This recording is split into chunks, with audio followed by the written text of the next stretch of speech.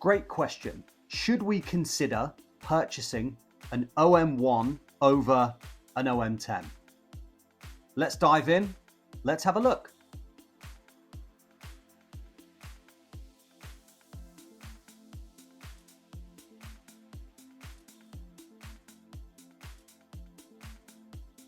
So if you are indeed looking at the Olympus OM range, then you should seriously consider the OM10 over the OM1. Now, I own two OM10s. This is my main OM10, which I use an awful lot. It is my old faithful, my reliable camera. Look at these images I got with my OM10.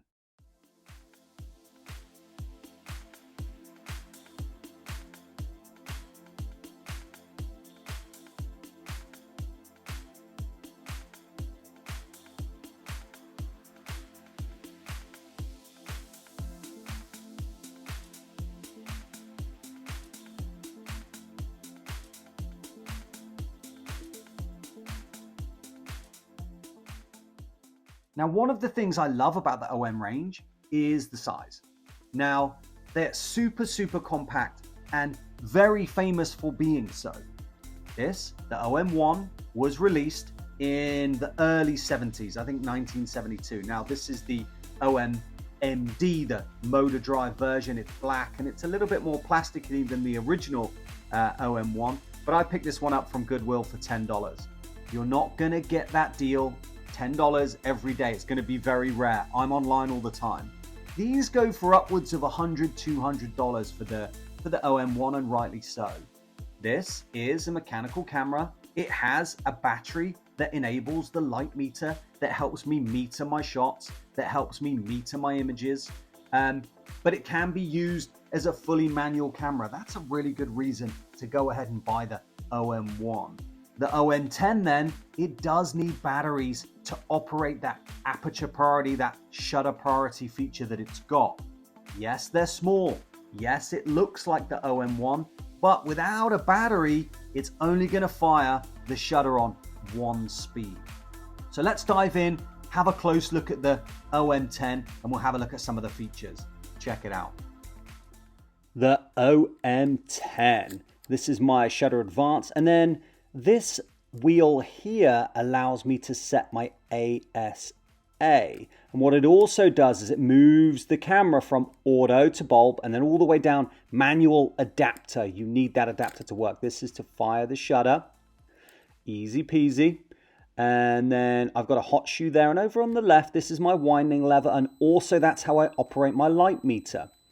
It's self-timer mode as well. That light also helps you check the battery. Now, if I wind the film and just pull up on that lever there, I can access the back Leica-like cloth shutter there. Nice and clean on this one.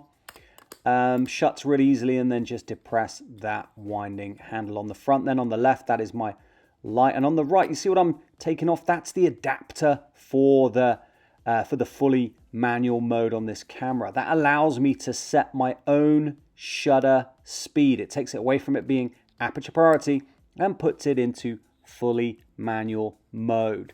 The lens comes off. You see the two, the red dot on the lens and the red dot on the body itself.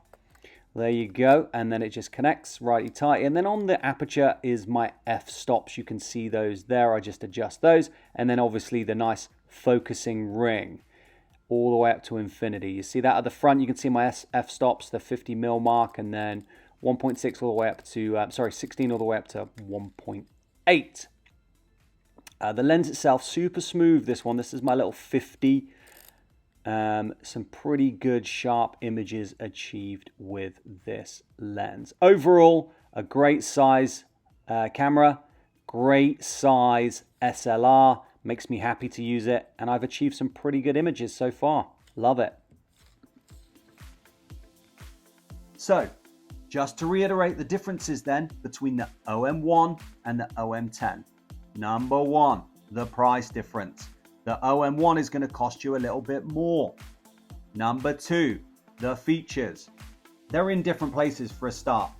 The shutter speed on the OM1 is going to be on the front of the camera, on the aperture dial there. It does take some getting used to, but by the time you do get used to it, it's wonderful. The top is where the ASA is, just by the advanced lever there, nice and easy. And then the OM1 has a built-in light meter, and that's why it needs a battery. Without that built-in light meter, you can still use the camera.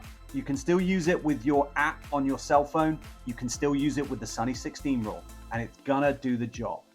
The OM10 needs a battery. If it doesn't have a battery, then it's only gonna fire at that one speed. So you're gonna be very, very, very limited the amount of photography you can achieve with the OM10 without a battery. That having been said, the batteries, the LR44s, are readily available. Stick one of them in your travel bag and you're gonna be okay. Just replace it if it stops working. If the light meter stops working, then this camera you can probably pick up for $5 because it's gonna operate very differently. Now, the feel of it is different as well. The dials and the settings are gonna be in different places. When you adjust your shutter speed on the OM10, it's gonna be on that adapter, remember?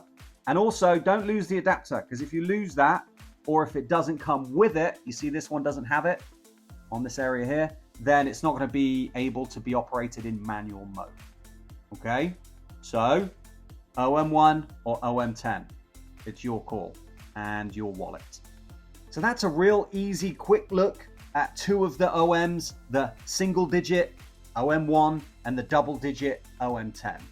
I'm going to go ahead and say, if you're starting out, or if you have a lower budget and you go ahead and grab yourself an OM10, you will not be disappointed. I have not been disappointed so far. I'm an amateur enthusiast photographer, yes.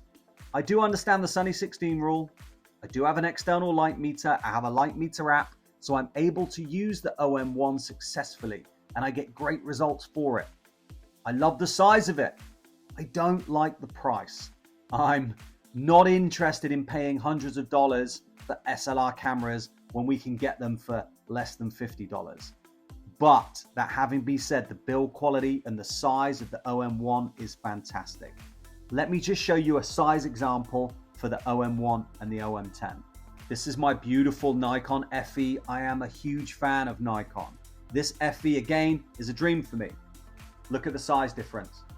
It's markable. The OM1 feels much lighter in the hand. The OM1 feels more compact.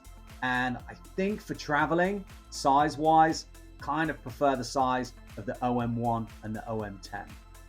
And then again, you guys, the Nikon F100, the beast, the dual, the wonderful camera. Oh my goodness, look at the size difference. It's basically like comparing a Digicam to a DSLR. This OM1 is tiny compared to the Nikon F100. I'm excited to take my OM1 on the next trip as well, because I know that I can get to practice some of those manual features. But to be honest, when I just want to get the most out of my film stock, OM10, aperture priority, portrait 400, 50mm lens gets me what I want. I would say 100% if you're just getting into the market or getting back into the market and somebody's offered you an OM10 for less than $100 with a 50mm lens, jump on that camera. And hey, if you lose faith in it, stick it on the shelf. It looks beautiful. Trust me, in the future, these aren't being recreated. So if you can get one in good condition, go for it. And good luck with your shooting. Thanks for stopping by. I'll see you on the next one. Bye.